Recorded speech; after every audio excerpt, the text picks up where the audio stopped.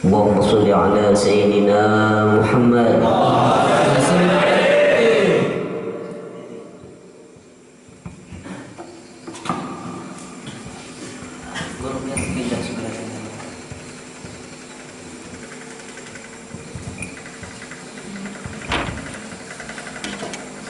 Assalamualaikum warahmatullahi wabarakatuh.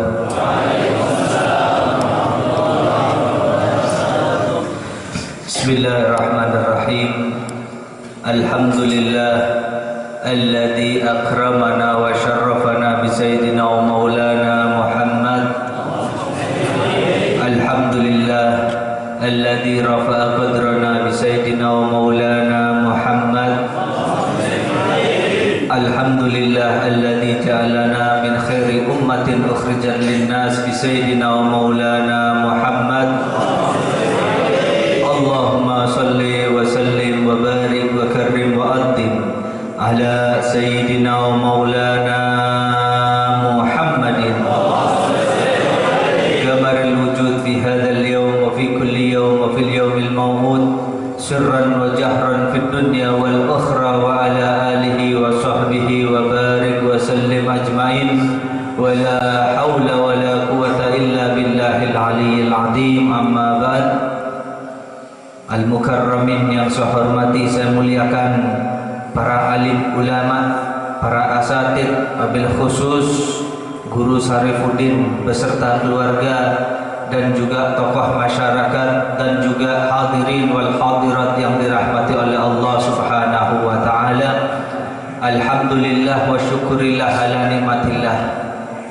Kita malam hari ini duduk, insyaallah kita dapat naungan dari Rasulullah sallallahu alaihi wasallam.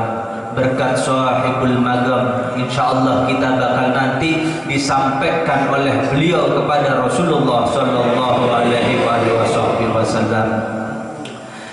Habib gak bakal panjang lebar. Habib akan memberikan satu ceramah yang mana insyaallah bakal mengambil dari perjalanan Isra dan Mi'raj Nabi Muhammad SAW. Habib yakin yang duduk di tempat ini sudah dididik oleh orang tuanya, sudah dididik oleh guru-guru pian, yang mana insyaallah pian ini sudah faham makna dari Isra dan Mi'raj Nabi Muhammad SAW. Kita mengambil keberkahan ya di dalam perjalanan Isra dan Mi'raj Nabi Muhammad SAW.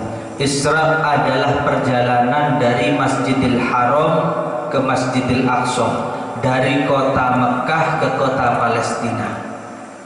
Mi'raj adalah perjalanan Rasulullah sallallahu alaihi wasallam yang mana dimulai dari Masjidil Aqsa yang ada di kota Palestina menuju ke sampai ke Sidratul Muntaha, yang mana kita sudah paham betul, yang mana ketika perjalanan Mi'raj itu Rasulullah sallallahu alaihi wasallam langsung dapat melihat wujud zat Allah Subhanahu wa taala, langsung mendengar akan kalamullah dari zat Allah Subhanahu wa taala, dan itu Allah Subhanahu wa taala jalla jalaluhu wa ta'ala mazamatuh benar-benar memuliakan Nabi kita Nabi Muhammad sallallahu alaihi wasallam.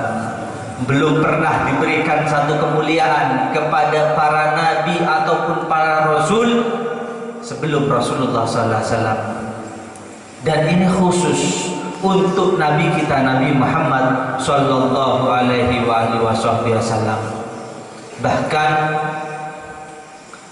Rasulullah sallallahu alaihi wasallam ini adalah makhluk satu-satunya yang mana dapat berjumpa dengan Allah Subhanahu wa taala.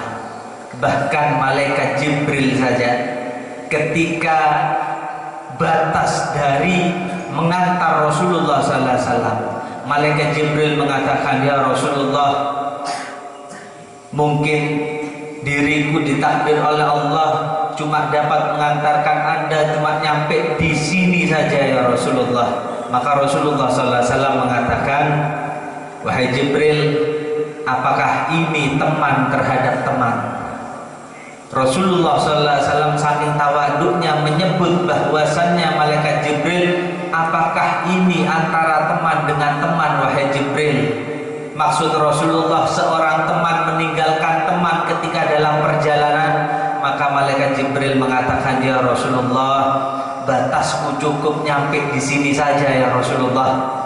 Seandainya diriku melangkahkan satu langkah lagi bersama Anda, maka akan hancur seluruh tubuh yang Allah ciptakan kepada diriku yang Allah menciptakan dari cahaya. Maka Rasulullah SAW berkata, wahai Jibril, kalau begitu adakah sesuatu yang mungkin ketika nanti aku berjumpa dengan Allah Rabbul Alamin yang ingin aku sampaikan kepada Allah? Kalau bahasa kita ini mungkin sesuatu yang ada di dalam hati malaikat Jibril. Apa wahai Jibril, kata Rasulullah SAW. Maka diucapkan, ya Rasulullah, keinginanku cuma satu saja ya Rasulullah, yang mana mintakan kepada Allah Subhanahu wa ta'ala nanti ketika umat-umat Anda akan jalan di atas jembatan Shiratal Mustaqim, mintakan kepada Allah supaya sayapku ini dibentangkan untuk dijalani oleh umat-umat Anda ya Rasulullah. Ini permintaan dari malaikat Jibril yang mana langsung disampaikan kepada Allah oleh Rasulullah SAW, dan kemuliaan jadi umat Rasulullah SAW. Kita adalah umat Rasulullah, orang tua kita adalah umat Rasulullah. Nanti anak cucu-cucu kita sampai hari kiamat insya Allah dijadikan umat Rasulullah SAW.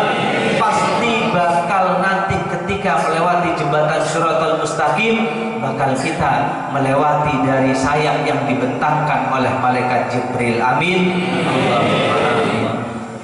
Ketika di dalam perjumpaan Rasulullah dengan Allah Rabbul Alamin, kita ini sudah paham sebagai umat beliau, ada satu kewajiban, yang mana satu kewajiban ini langsung Allah mengundang Rasulullah, langsung diberikan kepada Rasulullah Sallallahu Alaihi Wasallam, yang mana sama kita ini oleh Allah diwajibkan atas 50 waktu dalam satu hari oleh Allah Rabbul Alamin.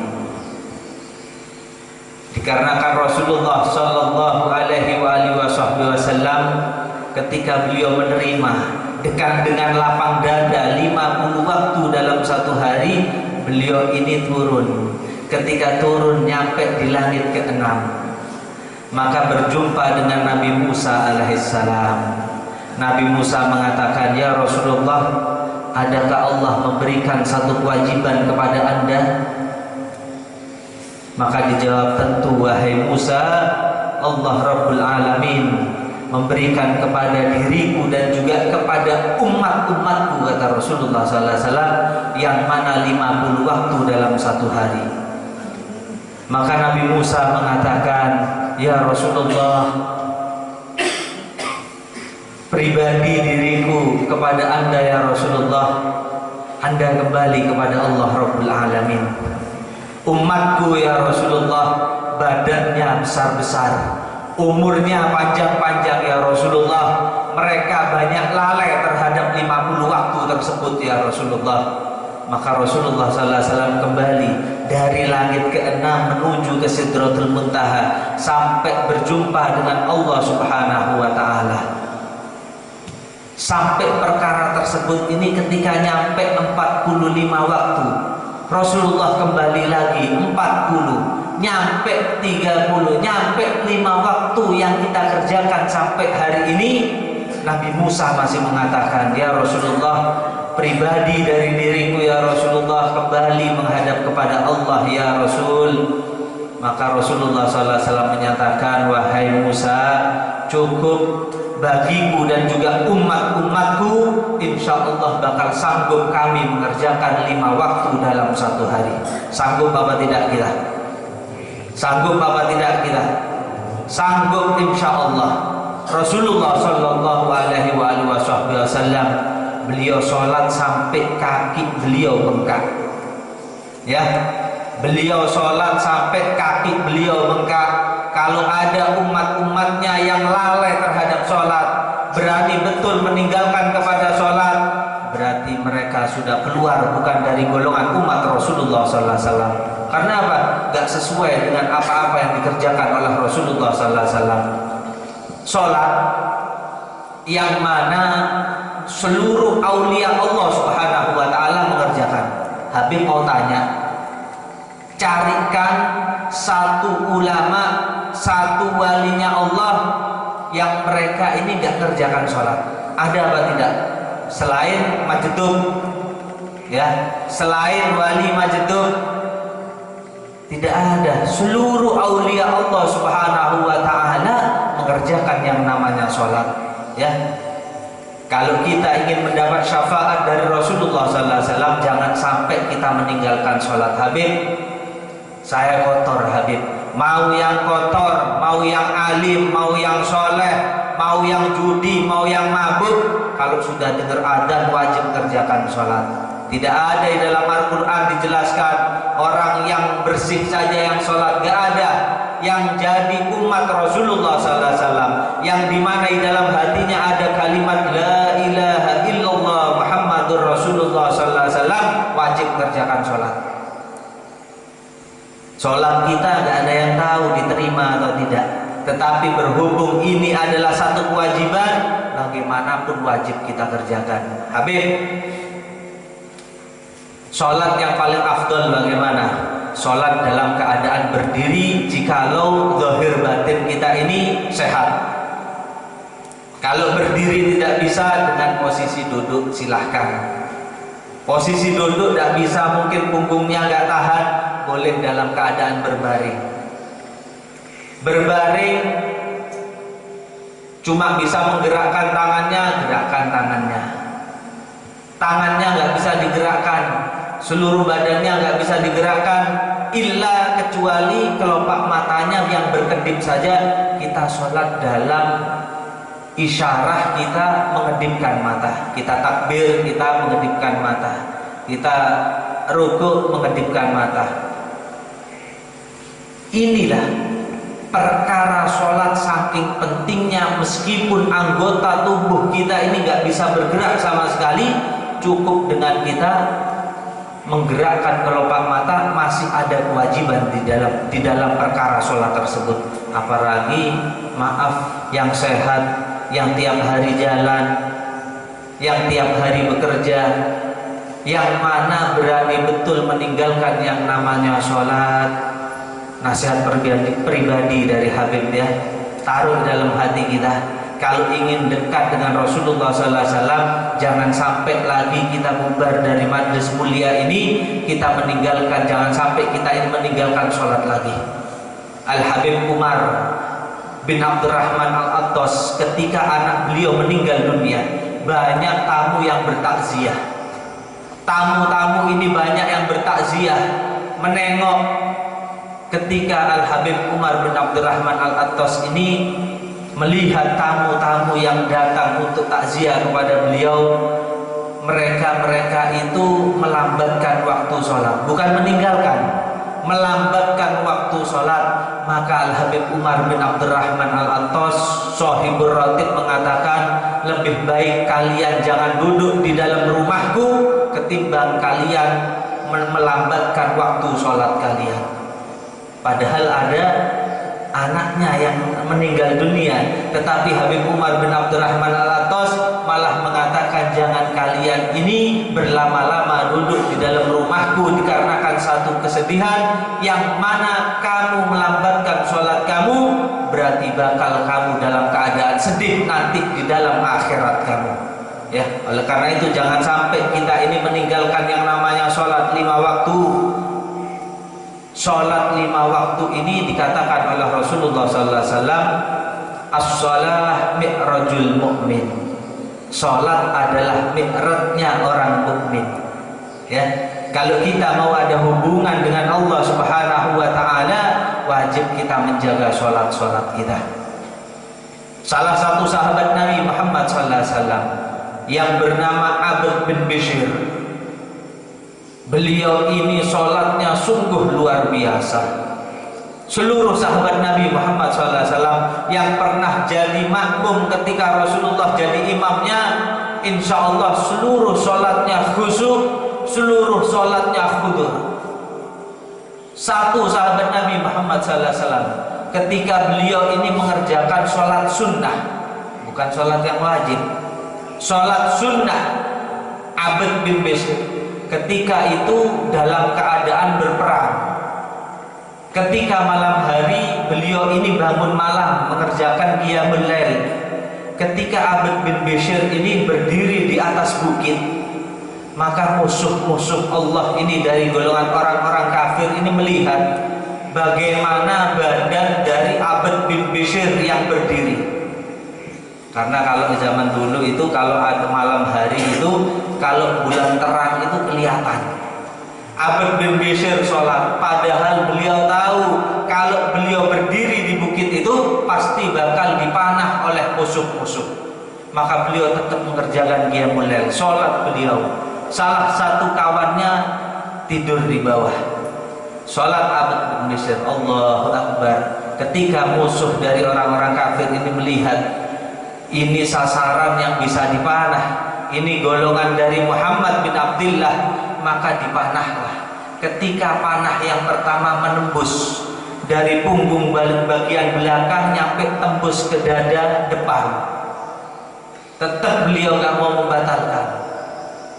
Dipanah beberapa kali sampai beliau rukuk, bangun dari rukuknya dipanah beberapa kali nyampe ke sujud. Setelah itu berdiri dari sujudnya maka dipanah beberapa kali, yang mana ketika nyampe di tasyahud akhir maka kawannya ini mencium satu aroma darah yang dicium oleh dia. Maka dilihat ternyata dihitung oleh kawannya dari punggung belakang sampai ke depan, bahkan ada yang nyampe ke leher belakang, nyampe tembus ke tenggorokan depan. Yang mana satu sahabatnya mengatakan, kenapa ketika kamu yang dipanah pertama kali kamu tidak membatalkan sholat kamu? Maka beliau mengatakan, rugi jikalau aku dikarenakan cuma beberapa puluh anak panah aku membatalkan sholatku. Ternyata dihitung oleh kawannya lebih dari 40 anak panah menancap di badan beliau. Lebih dari 40 anak panah menancap di tubuh beliau. Beliau tidak membatalkan, beliau lebih memilih untuk meneruskan sholatnya sampai assalamualaikum warahmatullah, assalamualaikum warahmatullah. Begitu kekhusyukan dari sholat sahabat Nabi Muhammad sallallahu alaihi wasallam.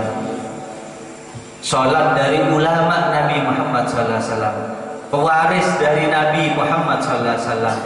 Salah satu habaib yang ada di kota Jeddah di Mekah sana, Al-Habib Ahmad bin Abdurrahman As-Segaf. Beliau ini adalah abah dari Habib Abdul Qadir bin Ahmad bin Abdurrahman As-Segaf yang ada di Jeddah sana. Beliau ini, Habib Ahmad ini sering datang halnya.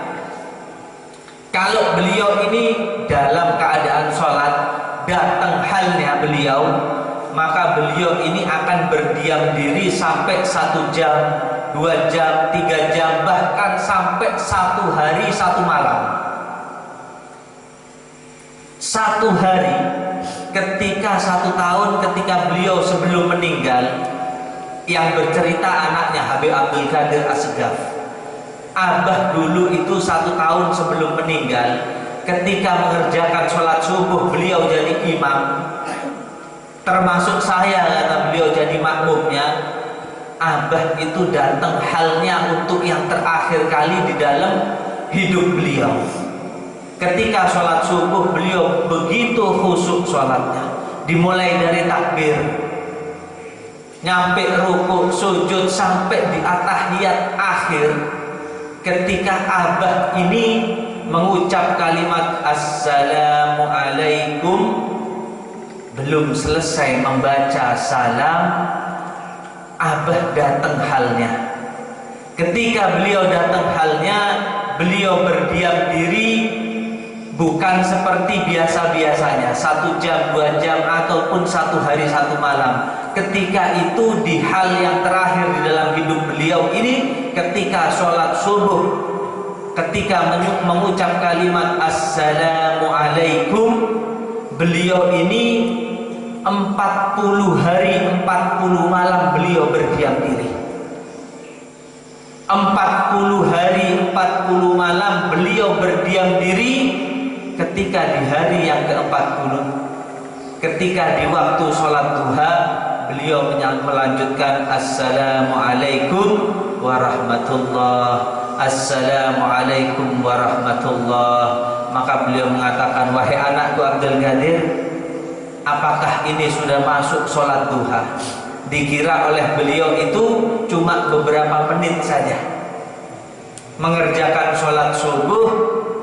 Dikira bangunnya hal beliau ini ketika waktu duha, matahari muncul.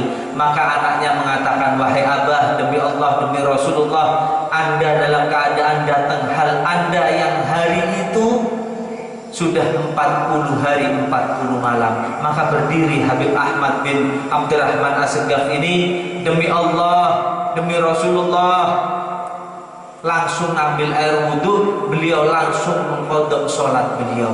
Padahal ketika itu datang hal beliau yang mana tidak wajib beliau ini untuk mengqadha, tetapi beliau ini mengatakan kepada anaknya, demi Allah, demi Rasulullah, wahai anakku Abdul Qadir, mulai dari detik ini abahmu akan mengqadha 40 hari 40 malam sholat yang abahmu tinggalkan itu. Ya, sholat yang sungguh luar biasa, yang mana ketika itu hal yang nikmat dengan Allah Subhanahu wa taala, tetap beliau qadha. Ya, mudah-mudahan kita menjaga sholat kita. Mudah-mudahan anak-anak kita menjaga sholat-sholat kita, yang mana sholat adalah seperti yang diucapkan oleh Rasulullah, shallu kama ra'aitumuni usolli. Ya, sholatlah kalian sebagaimana kalian melihat diriku sholat. Insyaallah kita bisa menjaga sholat kita. Ya, amin ya rabbal alamin. Hadirin wal hadirat yang dirahmati oleh Allah Subhanahu wa taala, Habib tambahkan sedikit. Kita wajib berbangga diri terhadap ulama kita, pewaris para nabi, terutama yang ada di Indonesia ini. Ya, kita umat Rasulullah yang ada di Indonesia ini pernah disebut oleh lisan Rasulullah sallallahu alaihi wasallam, yang mana dikisahkan oleh salah satu murid Al-Habib As-Sayyid Muhammad bin Alwi Al-Maliki, yang mana As-Sayyid Muhammad bin Alwi Al-Maliki ini seluruhnya minta izin kepada Rasulullah sallallahu alaihi wasallam. Beliau menerima murid setiap tahun cuma 40 orang saja, itu pun meminta izin kepada Rasulullah, ya Rasulullah, diterima apa tidak muridku ini? Diterima. Maka diterima oleh Habib Muhammad Al-Maliki. Beliau ini pernah satu kali ketika beliau berceramah mengatakan, Rasulullah Shallallahu Alaihi Wasallam bangga kepada umat-umatnya yang tinggal di negara Indonesia. Kita disebutkan oleh Rasulullah Sallallahu Alaihi Wasallam, yang mana beliau mengatakan, aku paling senang memandang kepada umat-umatku yang tinggal di negara Indonesia, yang mana ketika bulan Rabiul Awal, hari kelahiranku, aku hidup di dalam hati mereka. Ketika bulan Rajab, aku hidup di dalam hati mereka. Dihidupkan masjid-masjid, dihidupkan musola-musola, dihidupkan rumah-rumah mereka, dikarenakan mereka selalu ingat terhadap diriku. Dan Rasulullah Shallallahu Alaihi Wasallam pernah membanggakan ulama beliau di hadapan Nabi Musa alaihissalam. Dulu Rasulullah Sallallahu Alaihi Wasallam pernah mengucapkan, ulama ummati kal anbiya min bani Israel. Lalu di zaman hidupnya Sayyidina Syekh Imam Abdul Hasan Ali bin Abdullah Asyadili, ya, ini satu keistimewaan jadi ulama umat Rasulullah sallallahu alaihi wasallam. Sayyidina Syekh Abdul Hasan Ali bin Abdullah Asyadili ini pernah berjumpa dengan Rasulullah sallallahu alaihi wasallam, yang mana Rasulullah lagi ngobrol dengan Nabi Musa alaihissalam. Ya, berjumpa dengan Rasulullah sallallahu alaihi wasallam aja bagus, luar biasa. Ini beliau bermimpi berjumpa dengan Rasulullah berdua dengan Nabi Musa alaihissalam. Di dalam mimpinya beliau menjelaskan seperti ini. Ketika ngobrol Nabi Musa dengan Rasulullah sallallahu alaihi wasallam, Nabi Musa mengatakan, "Ya Rasulullah, apakah betul Anda pernah mengatakan ulama ummati kal anbiya min bani Israel?" Ulama dari golongan umat Anda ya Rasulullah sama kepintarannya seperti nabi-nabi dari golongan Bani Israel. Maka dijawab oleh Rasulullah yang didengarkan oleh Imam Abdul Hasan Ali bin Abdullah Syadili, "Betul wahai Musa, ulamaku kepandaiannya menyamai seperti nabi dari golongan Bani Israel." Maka Nabi Musa mengatakan, "Ya Rasulullah, kalau begitu tolong Anda panggil ulama yang Anda banggakan." Maka dipanggil oleh Rasulullah sallallahu alaihi wasallam satu ulama yang paling dibanggakan oleh beliau. Maka dipanggillah Al-Imam Ghazali. Maka ketika dipanggil Al-Imam Ghazali, maka Nabi Musa mengatakan, "Ya Rasulullah, apakah cuma satu saja ya Rasulullah? Panggil beberapa ulama Anda, kalau perlu ratusan ulama Anda ya Rasulullah." Maka Rasulullah mengatakan, "Tidak wahai Musa, aku cukup memanggil satu ulamaku ini saja." Maka Nabi Musa mengatakan, "Apa betul ini ya Rasulullah ulama yang Anda banggakan, yang mana Anda katakan kepandaiannya menyamai dari nabi golongan Bani Israel?" "Betul wahai Musa." Maka Nabi Musa mengatakan, "Kalau begitu boleh tidak aku tanya wahai Rasul?" "Silahkan wahai Musa." Ditanya Imam Ghazali oleh Nabi Musa alaihissalam, "Siapa nama kamu?" Maka dijawab oleh Imam Ghazali, "Namaku Muhammad bin Muhammad bin Muhammad." Maka Nabi Musa alaihissalam mengatakan, "Cukup ya Rasulullah, apakah ini ulama yang Anda banggakan yang katanya kepandaiannya menyamai seperti nabi dari golongan Bani Israel? Yang mana aku tanya siapa namanya?" Dia menjawab, "Muhammad bin Muhammad bin Muhammad." "Aku cuma tanya namanya saja ya Rasulullah." Dia menjawab dengan namanya, disebutkan nama ayahnya, juga disebutkan nama kakeknya. "Inikah ulama Anda yang pintar ya Rasulullah?" Maka Imam Ghazali terdiam. Maka Imam Ghazali mengatakan, "Ya Rasulullah, seandainya Anda beri izin, akan aku jawab ya Rasulullah." Maka Rasulullah mengatakan, "Silahkan kamu jawab wahai Imam Ghazali." Maka dijawab, "Wahai Musa, dulu ketika Anda ditanya oleh Allah Subhanahu wa taala, 'Ya Musa, wahai Musa, apa yang ada di tanganmu?' Kamu menjawab," kata Imam Ghazali, "Ya Allah, di tanganku ada tongkat ya Allah. Tongkat ini untuk menyandar, tongkat ini untuk memukul ya Allah." Maka Nabi Musa mengatakan, "Betul, aku menjawab seperti itu." "Kenapa Anda tidak menjawab cuma ini tongkat ya Allah? Sedangkan Allah tidak tanya itu tongkat buat apa. Allah cuma tanya tongkat apa yang ada di dalam tangan kamu wahai Musa. Kamu menjawab ini tongkat ya Allah, tongkat ini untuk menyandar, tongkat ini untuk memukul ya Allah. Aku," kata Nabi Musa alaihissalam, "diriku itu menjawab yang berlama-lama dikarenakan aku ingin mengambil keberkahan supaya berlama-lama berbicara dengan Allah Subhanahu wa taala." Maka Imam Ghazali mengatakan, sama juga dengan diriku wahai Nabi Musa, aku menjawab yang berlama-lama ingin mengambil keberkahan kepadamu, yang mana kamu pernah berbicara dengan Allah Subhanahu wa taala. Yang aku jawab, namaku Muhammad bin Muhammad bin Muhammad. Maka Nabi Musa alaihissalam mengatakan, ya Rasulullah, boleh tidak aku cium dahi dari ulama Anda ini? Maka diizinkan oleh Rasulullah, maka dicium dahi Al-Imam Ghazali oleh Nabi Musa alaihissalam. Nabi Musa mengatakan, ya Allah, kami mengakui Nabi dari golongan Bani Israel, bahwasannya ulama dari golongan umat Anda kepandaiannya menyamai dari nabi-nabi dari kalangan Bani Israel. Ya, kita sebagai umat Rasulullah, ya khususnya yang di Kalimantan punya satu ulama yang patut yang banggakan, ya, yang mana insya Allah dikenal di dunia maupun di akhirat, ya. Alhamdulillah, salah satunya ada di Sekumpul Martapura. Baru saja khol, alhamdulillah, mengambil keberkahan dari beliau, ya. Mudah-mudahan dapat berkah.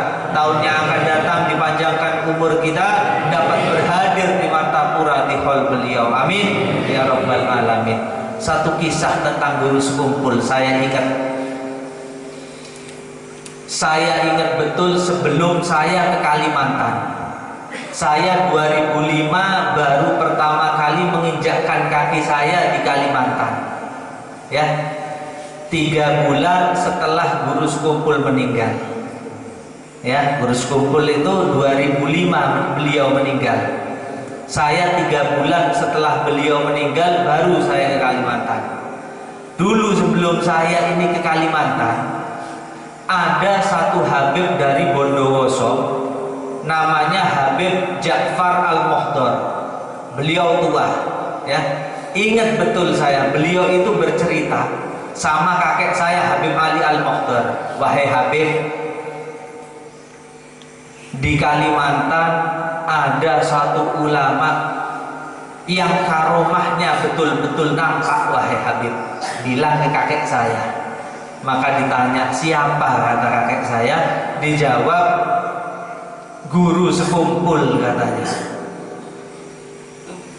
Maka Habib Ja'far ini, sebenarnya saya ini ingin sekali bertemu dengan beliau, katanya. Ingin betul bertatap wajah dengan beliau, ingin mengambil keberkahan. Maka kata kakek saya, kalau begitu kamu pergi besok. Kamu pergi ke sana, pandang wajahnya supaya dapat keberkahan. Setelah itu kamu kembali lagi ke rumahku. Aku ingin memandang wajah kamu yang telah memandang wajahnya.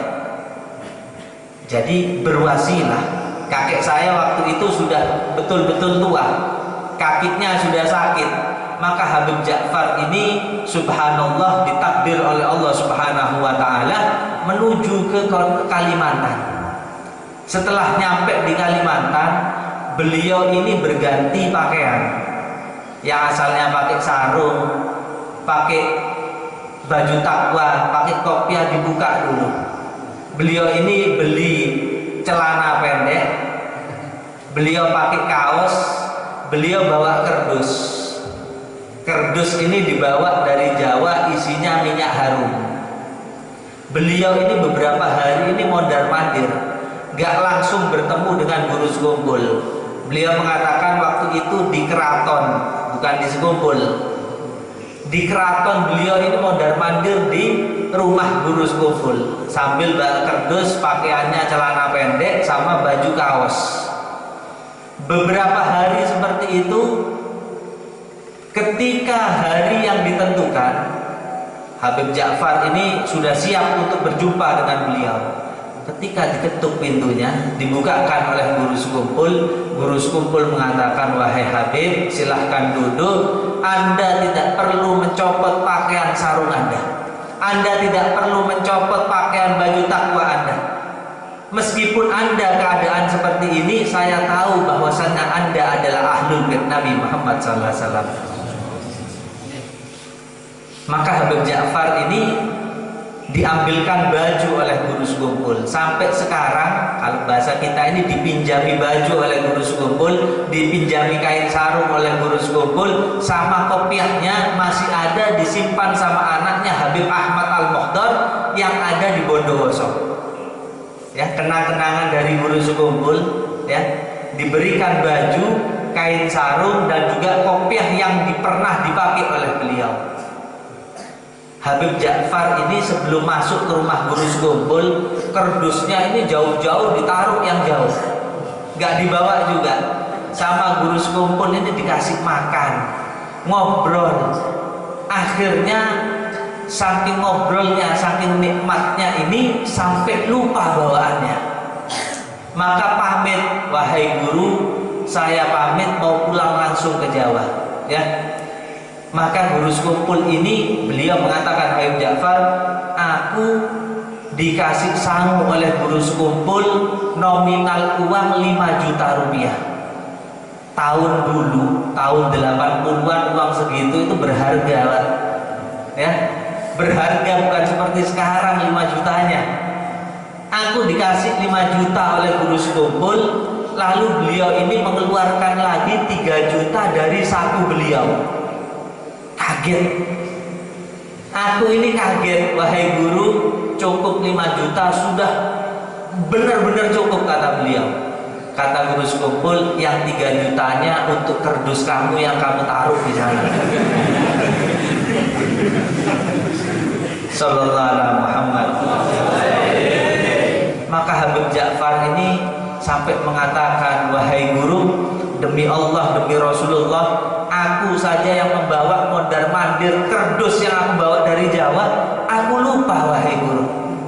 Ya, aku menyatakan bahwasanya Anda adalah walinya Allah Subhanahu wa taala. Ya. Alhamdulillah, ya. Orang yang pernah duduk langsung memandang wajah beliau, insya Allah jadi wasilah untuk dapat syafaat dari beliau, ya. Yang mungkin yang gak pernah memandang wajah beliau, mungkin yang umurnya masih muda, insya Allah dengan kita cukup memandang foto beliau, insya Allah kita dapat syafaat dari beliau. Amin ya rabbal alamin. Satu kisah penutup, ya. Satu kisah penutup tentang bagaimana cintanya anak kecil terhadap Rasulullah SAW. Di zaman Syekh Abdurrahman Ad-Dibai, pengarang Maulid Tiba, ada satu anak kecil berusia 6 tahun laki-laki meminta izin kepada beliau, wahai Syekh Abdurrahman Ad-Dibai, Anda kan besok akan berziarah ke makam Rasulullah, boleh tidak aku untuk ikut berserta rombongan Anda? Dijawab oleh Syekh Abdurrahman Ad-Dibai, tidak wahai anak kecil, kamu masih berusia 6 tahun. Kalau kamu mengerjakan perjalanan ini, kamu bakal sakit nanti di jalan. Dikarenakan jalannya ini perjalanannya 7 hari 7 malam. Maka ditolak oleh Syekh Abdurrahman Ad-Dibai. Maka anak yang usia 6 tahun ini sembunyi-sembunyi ketika malam hari bergelantungan di bawah kereta Syekh Abdurrahman Ad-Dibai.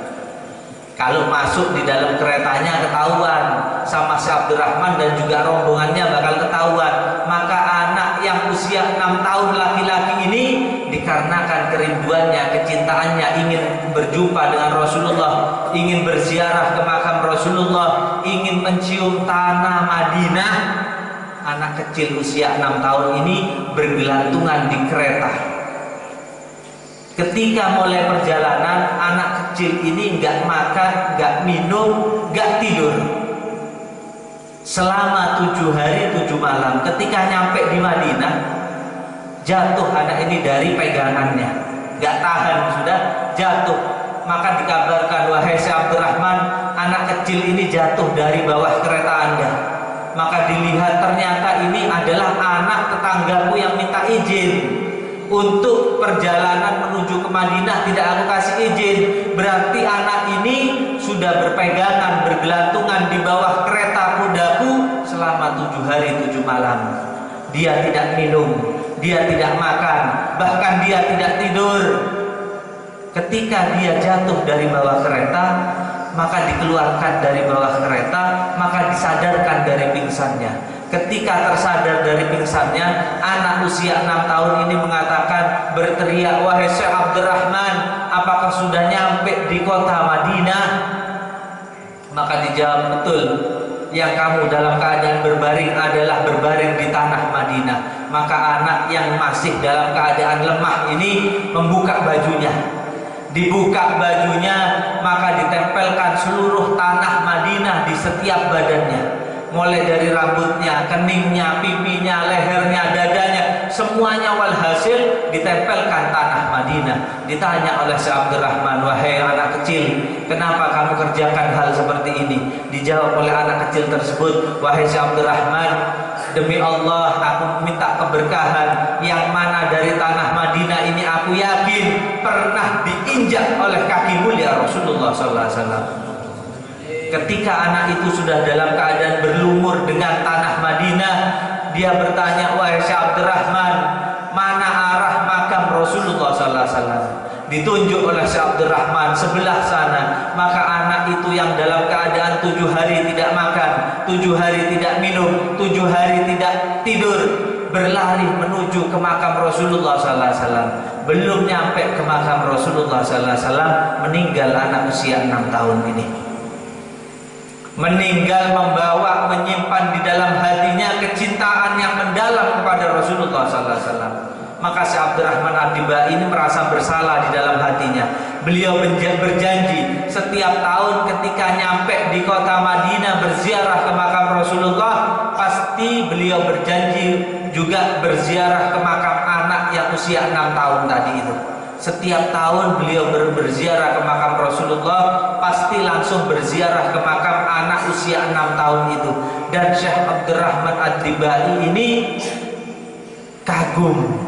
Setiap tahun ketika selesai berziarah ke makam anak yang usia 6 tahun itu, ternyata makamnya selalu mendekat ke makam Rasulullah Shallallahu Alaihi Wasallam.